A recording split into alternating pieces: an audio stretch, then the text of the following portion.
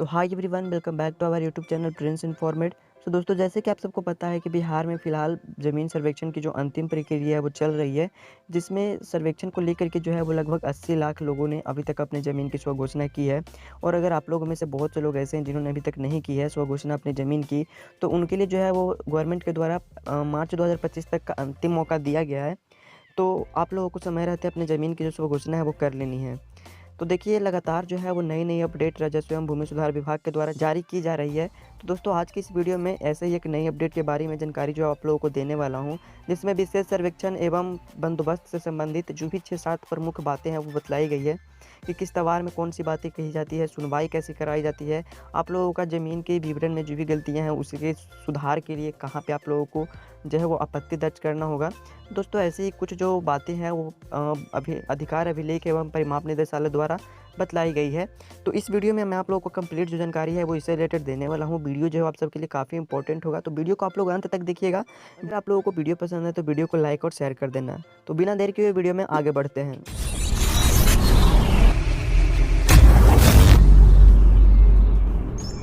तो दोस्तों, बिहार विशेष सर्वेक्षण एवं बंदोबस्त से जुड़ी सभी प्रमुख जानकारी को जानने के लिए हम लोगों ने यहाँ पे राजस्व एवं भूमि सुधार विभाग के द्वारा जारी किया गया ऑफिशियल नोटिस को ओपन किया हूँ। दोस्तों, देखेंगे तो यहाँ पे जो है वो भू अभिलेख एवं परिमाप निदेशालय के द्वारा जितनी सारी भी पॉइंट आप लोगों को दी गई है उसे मैं आप लोगों को संक्षिप्त में बतलाने की कोशिश करूँगा।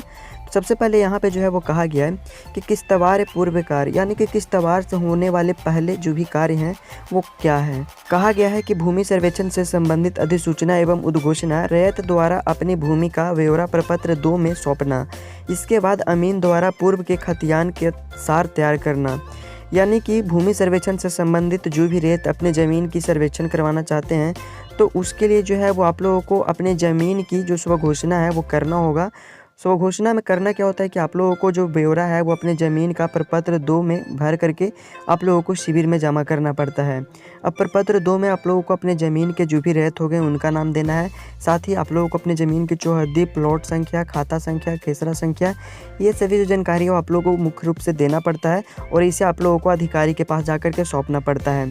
इसके बाद जो है वो आप लोगों के अमीन के द्वारा पहले के खतियान के अनुसार ही नए खतियान का जो डिजाइटेशन है उसे करके उसका जो सार है वो तैयार किया जाता है। इसके अलावा देखेंगे तो अगला जो पॉइंट है वो किस त्योहार कहा गया है। अब किस त्योहार से जुड़ी क्या क्या बातें हैं वो बतलाई गई है। यह प्रक्रिया मुख्यतः मानचित्र निर्माण एवं इससे संबंधित कार्यों से जुड़ी है। कहने का मतलब है कि किस त्योहार के अंतर्गत जो है वो मानचित्र यानी कि जो भी नक्शा हो गया उसका निर्माण किया जाता है और नक्शे के माध्यम से जो भी कार्य की जाती है वो किस त्योहार से जुड़ी हुई है। इसके बाद देखेंगे तो खानपुरी। अब ये खानपुरी के अंतर्गत कौन से काम किए जाते हैं। कहा गया है कि मानचित्र के खीसरों के अनुसार उनके स्वामित्व का निर्धारण एवं सत्यापन। दोस्तों, खानपुरी के अनुसार ही आप लोगों का जो भी नक्शा तैयार किया जाता है तो उसका खीसरा एवं प्लॉट के माध्यम से उनका कौन स्वामित्व है, यानी कि कौन ज़मीन के मालिक हैं, इसका जो निर्धारण है वो किया जाता है। जिसके बाद अगला जो पॉइंट है वो सुनवाई है। यानी कि दोस्तों, सुनवाई कब की जाती है। किस त्योहार एवं खानपुरी के दौरान तैयार मानचित्र और अधिकार अभिलेख के प्रारूप से संबंधित रैयतों की अपनी आपत्ति दावों की सुनवाई एवं उनका निपटाना। यानी कि आपके ज़मीन का सर्वेक्षण होने के बाद किस त्योहार एवं खानपुरी का जो मानचित्रण है वो जारी कर दी जाती है और अधिकार अभिलेख भी आप लोगों को जारी कर दी जाती है। इसके बाद आप लोगों को जो है वो ग्राम सभा लगा करके सुनवाई की जाती है। अगर वहाँ पे आप लोगों के ज़मीन विवरण के साथ किसी भी तरीके की कोई भी त्रुटियाँ आप लोगों को देखने को मिलती है तो आप लोग तुरंत वहाँ पे जो है वो आपत्ति दर्ज कर सकते हो और अपना जो भी दावा है वहाँ पे बतला सकते हो, दावा मोल सकते हो। तो उससे जो है वो निपटाने का काम जो है वो सुनवाई के समय ही की जाती है। इसके बाद देखेंगे तो कहा गया है कि अंतिम अधिकार अभिलेख का प्रकाशन एवं लागत निर्धारण। इसके अंतर्गत जो है वो किस त्योहार, खानपुरी एवं सुनवाई की प्रक्रिया पूरी होने के बाद अंतिम अधिकार अभिलेख का प्रकाशन एवं रैयतों के साथ लागत की बंदोबस्ती।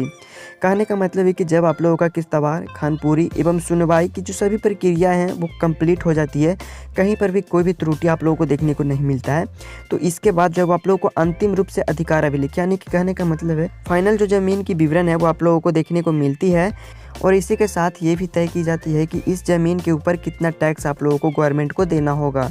इसके बाद लास्ट पॉइंट देखेंगे तो दोस्तों, कहा गया है कि अंतिम अधिकार अभिलेख के बाद की सुनवाई, यानी कि जब भी आप लोगों का अंतिम अधिकार अभिलेख प्रकाशित होने के बाद मिली आपत्तियों के सक्षम अधिकारी द्वारा सुनवाई और निपटाना। देखिए यहाँ पे कहने का मतलब है कि अंतिम अधिकार अभिलेख प्रकाशित होने के बाद भी अगर रेतों की कुछ भी गलतियाँ जो है वो उनको ज़मीन से संबंधित विवरण में देखने को मिलती है, अंतिम अधिकार अभिलेख में देखने को मिलती है, तो वहाँ पे जो है वो आप लोग अधिकारी के द्वारा जो भी सुनवाई की जा रही है, तो वहाँ पे आप लोग तुरंत जो है वो अपना आपत्ति दर्ज कर सकते हो और वहाँ पे जो है वो तुरंत जो है वो अधिकारी के द्वारा सुझाव है वो निकाल करके उसे निपटाया जाएगा। इसके बाद फिर से आप लोगों का जो अंतिम अधिकार अभिलेख है वो आप लोगों को डमी जारी की जाएगी। वहाँ पे फिर से आप लोगों को अपना जो ज़मीन का विवरण है उसे वेरीफाई कर लेना है। अगर फिर भी आप लोगों का गलतियाँ हो रही है तो उसे सुधार करने के लिए, आपत्ति करने के लिए आप लोगों का उससे जुड़ी जो भी डॉक्यूमेंट होगी वो आप लोगों को वहाँ पे अधिकारी को देना होगा। उसी के आधार पे आप लोगों का जो भी ज़मीन का विवरण होगा वो सभी यहाँ पे सत्यापित की जाएगी। तो दोस्तों इस तरीके से आप लोगों का सर्वेक्षण को लेकर के जो भी महत्वपूर्ण जानकारियाँ थी वो मैंने यहाँ पे बतला दी है। आई होप कि आप लोगों को पूरी जानकारी समझ में आ गई होगी। अगर आप लोगों को किसी भी तरीके की कोई भी डाउट या फिर क्वेश्चन हो इससे रिलेटेड या फिर किसी भी तरीके का, तो आप लोग हमें कमेंट में लिख सकते हैं। उम्मीद करता हूँ कि आप लोगों को वीडियो पसंद आई होगी। अगर वीडियो पसंद आई हो तो प्लीज़ वीडियो को लाइक कर दीजिएगा। चैनल पर पहली बार आए हो तो इसी तरीके की वीडियो पाने के लिए चैनल को भी सब्सक्राइब कर लीजिएगा। तो दोस्तों मिलते हैं किसी नेक्स्ट वीडियो में नेक्स्ट अपडेट के साथ। वीडियो देखने के लिए बहुत बहुत धन्यवाद।